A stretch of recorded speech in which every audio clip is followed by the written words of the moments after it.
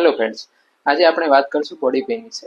હવે body pain કયા ટાઈપનો છે, મસ્ક્યુલર પેઇન છે કે જોઈન્ટ પેઇન છે, તો તેને કઈ રીતે ડિફરન્શિએટ કરશું, તો આજનો વિડીયો તેના ઉપર છે. First, muscular pain.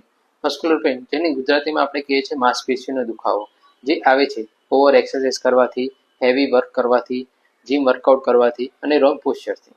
જેના લક્ષણોમાં દુખાવો છે એ મસલને ટચ કરવાથી વધે છે, સ્ટ્રેચિંગ કરવાથી દુખાવો થાય છે, થોડી સ્ટીફનેસ રહે છે અને રેસ્ટ કરવાથી દુખાવામાં ઇમ્પ્રુવમેન્ટ જોવા મળે છે. સેકન્ડ છે જોઈન્ટ પેઇન, જેને આપણે કહીએ છીએ સાંધાનો દુખાવો.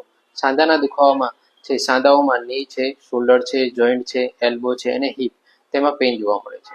એના લક્ષણોમાં સાંધાની આજુબાજુ સોજો રહે છે, મૂવમેન્ટ કરવાથી શાર્પ પેઇન થાય છે, સવારે મોર્નિંગમાં સ્ટીફ થઈ જાય છે અને ચાલવામાં, ઉઠવામાં, બેસા કરવામાં દુખાવો થાય છે.